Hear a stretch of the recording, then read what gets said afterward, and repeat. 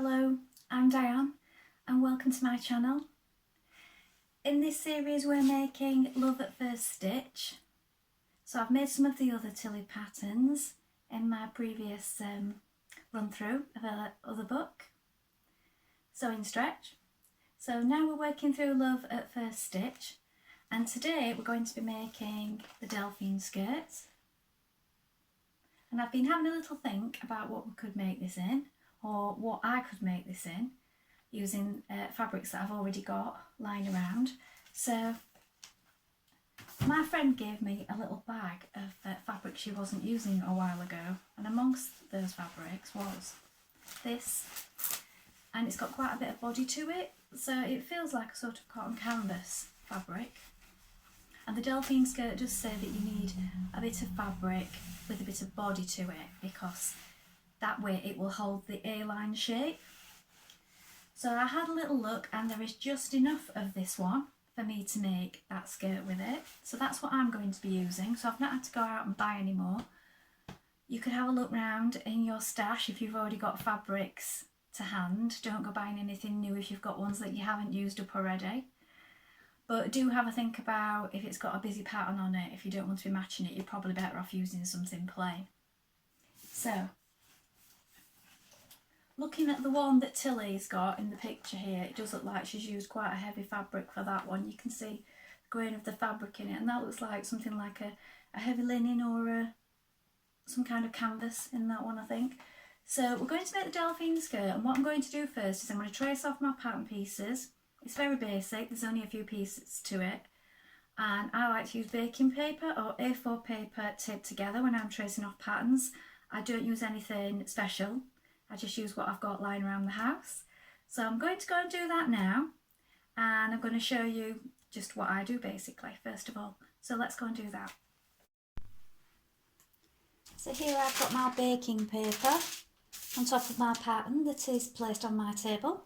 Here I'm just working on my dining table, so I don't have a very specific cutting area. Sometimes I just use the floor, sometimes I use the table. So I've just used baking paper, and I didn't need to stick any together for this. This is the one I use. Well, it's just greaseproof paper. Just buy a big roll just for that. And transferred all my markings just in regular pencil. Now this one's ready to cut out.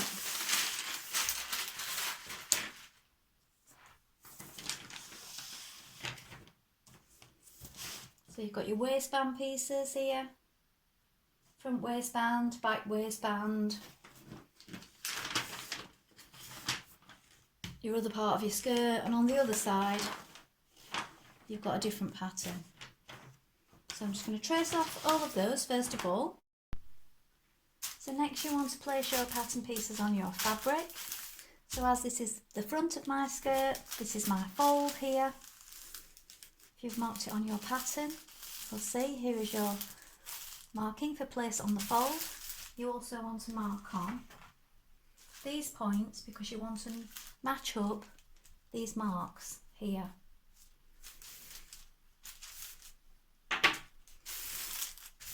Make sure that everything's flat, and then you're ready to cut that out. So here I have my pieces.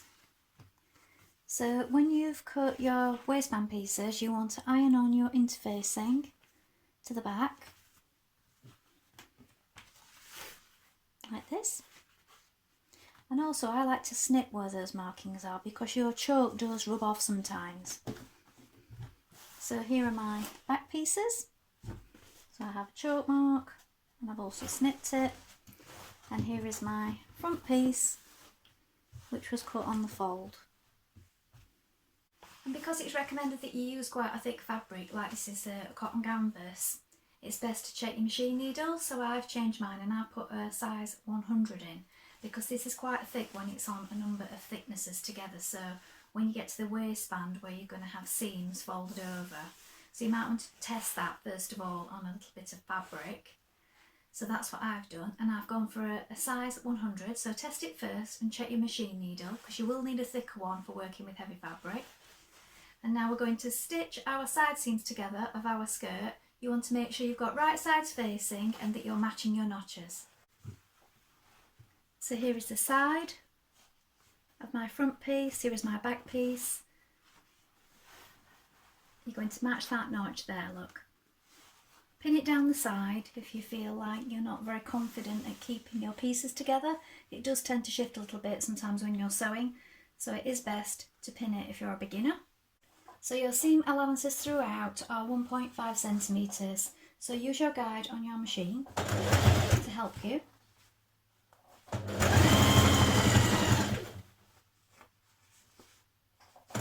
So when you've joined your side seams, you want to finish off your edges. So you can zigzag these, or you can overlock them, or some of you might have got pinking shears and you might have just done it with pinking shears. That's something I used to do in the beginning when I first started sewing, was I bought myself a big pair of pinking shears and I just used those. So they were quite handy before I had an overlocker and when I was just still learning and didn't want to spend too long on each thing, just to see how it went first and how the fit went. And then you can always finish off your seams later if you wish. So I'm going to overlock mine. If you are overlocking down that centre back where you're going to be making a seam there, just make sure you only take a slither, because if you take too much off it will affect your fit. Now sew your side seams on your waistband, so you're matching these notches again, look, here and here. Again, 1.5 centimetre seam allowance on each side.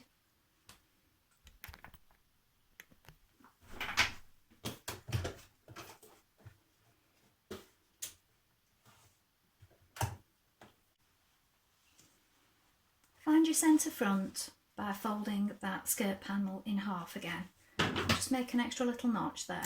And then do the same with your waistband.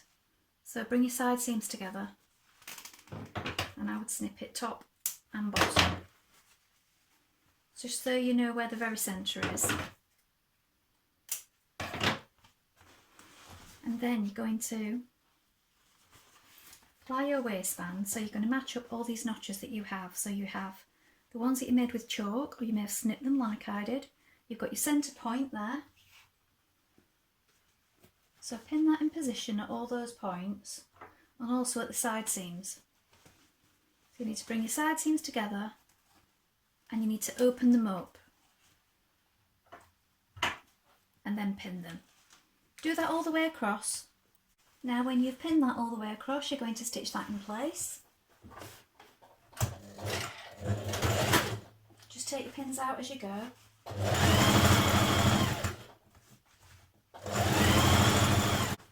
Now at this point, try it on.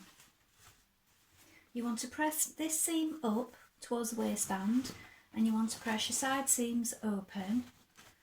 When you've tried it on, mark and take any off here at the back where you're going to be inserting your zip. So I've had to take a little bit off here, so I've cut a little off with my overlocker and I've marked it where it's going to meet with the zip. Now I haven't got any visible zip today. I have got this zip which has got quite a nice pulley on it, and this is something I recycled from something that I made a top out of a while ago, and I just cut it out quickly and just put it away for when I needed it. So now I need to unpick this fabric off it and I'm going to use this. So you don't have to use an invisible zipper, you can use one that's visible, or you can just use one that's edge to edge and you just lap it together. So you don't always have to use an invisible one, and sometimes they do catch. So if you haven't got one, or if you prefer not to use one, just use a regular one.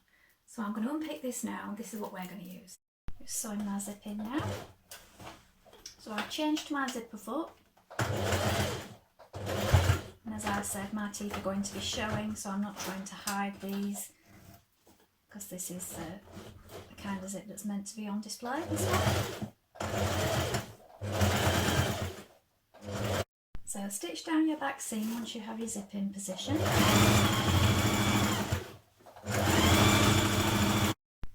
Sew your other pieces of waistband together that haven't got interfacing on.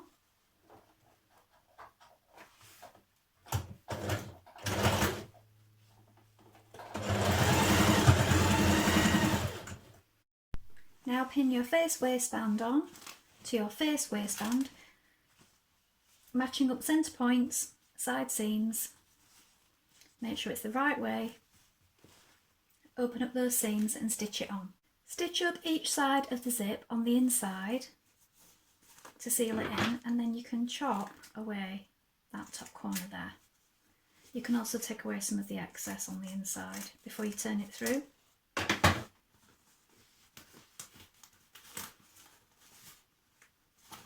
And then you can poke that corner out.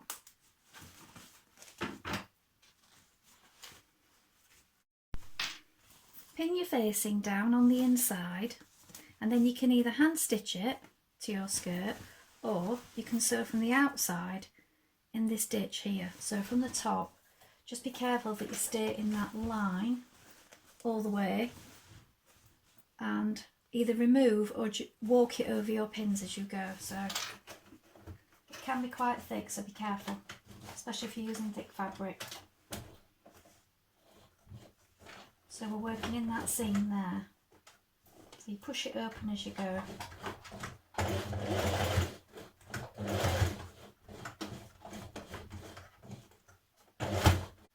Now you're ready to hem your skirt. Now it does allow for a 3cm hem on this one. So it says to press under by 1.5 and then turn under and press under by 1.5 again. This fabric is really thick, so I'm not going to do that. I'm going to take off 1.5, then overlock it, and then just press it under 1.5 centimetres, so it's a single fold, because otherwise this will just be really bulky to hem. So that's what I'm going to do on mine. And now just hem your skirt.